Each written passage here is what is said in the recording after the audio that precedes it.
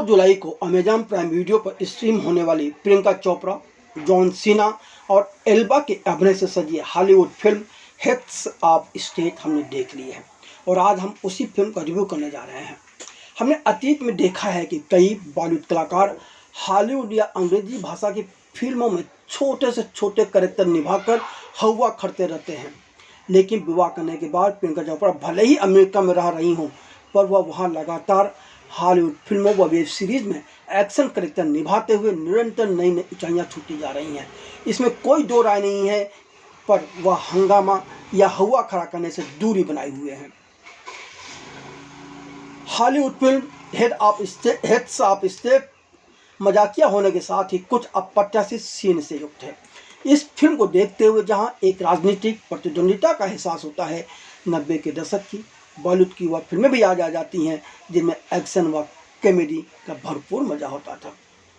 इस Hollywood film का निर्माण Safran company, Amazon MGM studios, Metro Goldwyn Mayer, Big Indie Pictures ने किया है। यह फिल्म हार्डकोर हेनरी और नोबडी फिल्मों के बाद निर्देशक और संगीतकार इलिया विक्टोरोविच नाइसुलर के निर्देशन में बनी तीसरी फिल्म है, जो कि पूरी तरह से एक्शन व कॉमेडी फिल्म है, पर एक रहस्य भी है। यूँ तो पूरी फिल्म प्रेडिक्टेबल है, लेकिन एक छोटा सा रहस्य है जो कि अंत तक बना रहता है, जिस पर यह फिल्म ज़्यादा जोर नहीं देती है। कहानी, जहाँ तक फिल्म की कहानी का सवाल है तो 1 घंटा 35 मिनट की अवधि वाली फिल्म की कहानी शुरू होती है स्पेन में चल रहे टोमेटो फेस्टिवल से। इस फेस्टिवल के बीच M16 एजेंट नोएल बिसेट, जिस कैरेक्टर को प्रियंका चोपड़ा ने निभाया है, एक रिपोर्टर के रूप में नजर आती हैं। टोमेटो फेस्टिवल में बिसेट रूसी हथियार डीलर विक्टर ग्रेंडो, इस किरदार में पेडी कॉन्सिडाइन है, को पकड़ने के लिए एक संयुक्त CIA और MI6 मिशन का हिस्सा है, क्योंकि वह MI6 एजेंट है। जहां वह विफल हो जाती हैं तथा उसके बाद कहानी से वह गायब हो जाती हैं और हमें लगता है कि शायद उनका कैरेक्टर यहीं तक सीमित रहा होगा, पर ऐसा नहीं है। कहानी के केंद्र में यहाँ ब्रिटेन के प्रधानमंत्री सैम क्लॉर्क, इस किरदार में इद्रिस एल्बा हैं, और अमेरिका के राष्ट्रपति बिल डोरिंगर, इस किरदार में जॉन सीना आ जाते हैं। यह दोनों ओवल ऑफिस में मिलते हैं। सैम एक गंभीर और समझदार नेता है, जबकि एक्शन हीरो से राष्ट्रपति बने बिल डेरिंगर हैं, यह वही हैं। यही वजह है कि ब्रिटेन के प्रधानमंत्री सैम अभी भी बिल डेरिंगर को गंभीरता से नहीं लेते हैं, जबकि उनकी फिल्में वह चुपचाप देखकर एंजॉय भी करते हैं। ब्रिटेन की प्रधानमंत्री सैम क्लॉर्क, इस किरदार में इद्रिस एल्बा हैं, और अमेरिका के राष्ट्रपति बिल डेरिंगर, जिस किरदार में जॉन सीना हैं, एक दूसरे के दुश्मन हैं और दोनों एक दूसरे के प्रति अपनी नापसंदगी को सार्वजनिक करने से परहेज भी नहीं करते हैं। लेकिन इनके सहायक इन दोनों को एक साथ नाटो की बैठक में जाने के लिए मना लेते हैं। तब यह दोनों एयरफोर्स 1 विमान पर सवार होते हैं, पर कुछ ही देर में एक वेटर बना इंसान ही उन पर हमला कर देता है और तब पता चलता है कि दोनों की सुरक्षा के साथ जमकर समझौता किया जा चुका है।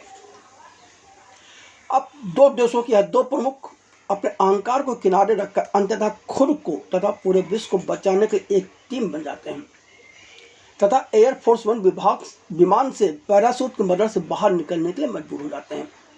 एयरफोर्स 1 को हवा में मार गिराया जाता है और लोग सोचते हैं कि अब दोनों राष्ट्राध्यक्ष मौत की नींद सो चुके हैं, पर ऐसा होता नहीं है, क्योंकि यह दोनों राष्ट्राध्यक्ष तो पैराशूट से नीचे कूद चुके हैं।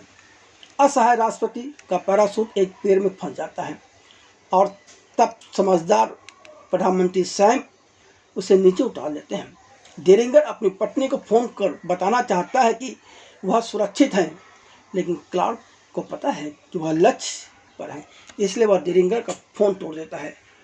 अब दो प्रतिद्वंदी अनिवार्य रूप से दोस्त बन जाते हैं, क्योंकि वह बेलारूस से वारसा और उससे आगे की यात्रा एक साथ ही करते हैं, जबकि दुनिया मानती है कि दोनों मर चुके हैं। यही वजह है कि एक भेड़ ट्रक में वारसा के लिए यह अपना रास्ता बनाते हैं। लेकिन सीमाओं के पार उनका पीछा किया जाता रहता है। वार्सा के सुरक्षित घर में उनकी मुलाकात ड्यूटी पर तैनात उत्सुक और अकेले एजेंट मार्टी कॉमर, इस किरदार में जैक क्वाइड हैं, से होती है। एक यह बहुत ही युवा एजेंट है और वह इन दो शक्तिशाली लोगों की रक्षा करने में खुद को सक्षम होने से रोमांचित भी है। अपने भारी हथियारों और उपयोगी गजट के साथ उन बुरे लोगों को रोकने के लिए जो उनका पीछा कर रहे हैं, जिनमें से मुख्य वांछित विक्टर ग्रेडोव, इस किरदार में पैडी कॉन्सिडाइन है, जो उन्हें और उसके गुर्गे आर्थर हेमंड स्टीफन रूट हैं को पकड़ने से पहले उन्हें पकड़ने के लिए दृढ़ संकल्प है। और उसी समय MI6 की एजेंट नोएल बिसेट, इस किरदार में प्रियंका चोपड़ा हैं, आती हैं और एक बहुत बड़े षड्यंत्र को सुलझाने में इन दोनों राष्ट्राध्यक्षों की मदद करती हैं और इन दोनों को नाटो तक भी पहुंचाती हैं। हमने पहले ही कहा कि आज हम इस वीडियो में Hollywood film heads of state की रिव्यू करने वाले हैं। तो आइए अब हम इस फिल्म के प्लस व माइनस पॉइंट की चर्चा कर लेते हैं। हैरिसन कोरी ने अपनी ही कहानी पर जोश एप्पलबॉम और आंद्रे नेमेक के साथ मिलकर इसकी स्क्रिप्ट लिखी है। फिल्म में एक्शन, हल्की फुल्की पॉलिटिक्स और ह्यूमर, सब कुछ बहुत ही संतुलित मात्रा में है। दो राष्ट्राध्यक्षों सैम और विल के बीच की बातचीत कई बार हंसाती है। नाटो, फिश और चिप्स, अंडरवियर मॉडलिंग जैसे छोटे छोटे जिक्र करते हुए कुछ मज़ेदार पंच भी बनाए गए हैं। लेखकों की लेखनी का कमाल यह है कि फिल्म में वर्णित राजनीति दर्शकों के सिर के ऊपर से नहीं गुजरती, बल्कि दर्शक समझता रहता है कि क्या राजनीति चल रही है। स्कूली बच्चों के साथ झगड़ते दो देशों के राष्ट्राध्यक्षों की इस कहानी में कई परतें हैं। रहस भी है, रोमांच भी है, बहुत कुछ है, जिसमें सैम और विल की निजी प्रतिद्वंदिता भी है, और इस प्रतिद्वंदिता का फायदा विक्टर ग्रेडोव, जो कि एक रूसी माफिया सरगना है, वह उठाने की कोशिश कर इनको नष्ट कर वैश्विक शांति को पटरी से उतारने की एक बहुत बड़ी साजिश में लगा हुआ है। लेकिन लेखकों ने इन सारी चीज़ों को बहुत ही संतुलित रूप से इस फिल्म में पेश किया है। लेखक जोश एप्पलबॉम, आंद्रे नेमेक और हैरिसन कोरी ने इन सारे धागों को जिस कुशलता से एक बेहतरीन कहानी के रूप में बुना है, उसके लिए वह बधाई के पात्र हैं। फिल्म के एक्शन दृश्य काफ़ी अच्छे बन पड़े हैं, इसमें कोई दो राय नहीं है। फिर चाहे वह एयरफोर्स वन विमान के अंदर के गंभीर झगड़े हों, या तेज रफ्तार ट्रेन के अंदर के झगड़े हों, या सड़कों पर होने वाले झगड़ों से लेकर के पुलिस गुंडा किशोरों के साथ मूर्खतापूर्ण झड़प हो तक, हर एक्शन सीक्वेंस रोमांचकारी है। और इस पूरी फिल्म का जो एक्शन का आकर्षण है वह है कार का पीछा करना, जिसमें क्लार्क राष्ट्रपति की लिमोमो द बीस्ट को संकरी गलियों से रिवर्स में चलाते हैं। फिल्म के निर्देशक ने बड़ी चतुराई से अपने कलाकारों की खासियतों का उपयोग कथानक को कहने और दृश्यों को फिल्माने में किया है, या यूँ कहीं दृश्यों को रोमांचक और मनोरंजक बनाने में किया है। उन्होंने जॉन सीमा की कॉमिक टाइमिंग, एल्बा की गंभीरता और प्रियंका के एक्शन प्रेजेंस को बहुत शानदार ढंग से बैलेंस रूप में चित्रित किया है। निर्देशक की इस चतुराई के चलते फिल्म हेड्स ऑफ स्टेट कभी एक्शन थ्रिलर फिल्म लगती है तो कभी एक मज़ेदार राजनीतिक व्यंग्य फिल्म लगती है। हिंसा प्रधान दृश्यों से भरपूर इस फिल्म में राजनीतिक कॉमेडी और इंटरनेशनल टेंशन एक साथ चलते हैं। सच यह है कि फिल्म का कथानक बीच बीच में कमज़ोर भी नजर आता है, लेकिन यह तीनों मुख्य किरदार उसकी भरपाई अपने अभिनय से करने में सफल रहे हैं। तमाम खूबियों के बावजूद कम कमियां नहीं हैं। मसलन फिल्म के शुरू होते ही जो जोश वह कहानी में नयापन नजर आता है, वह ज्यों ज्यों कहानी आगे बढ़ती त्यों त्यों कमतर होता जाता है। क्लाइमेक्स तक पहुँचते पहुँचते फिल्म थोड़ी धीमी और हल्की सी बोरिंग भी लगने लगती है, क्योंकि आगे क्या होगा जैसा कि हमने पहले भी कहा कि यह पूरा प्रेडिक्टेबल है। फिर भी फिल्म के दूसरे हिस्से में प्रियंका चोपड़ा के कैरेक्टर की वापसी फिल्म को नई जीवंतता प्रदान करती है। इसी के अलावा निर्देशक ने कथा कथन की जो शैली अपनाई है उसके चलते दर्शक बिना दिमाग पर जोर डाले मनोरंजन पाता रहता है। फिल्म हेड्स ऑफ स्टेट कहीं ना कहीं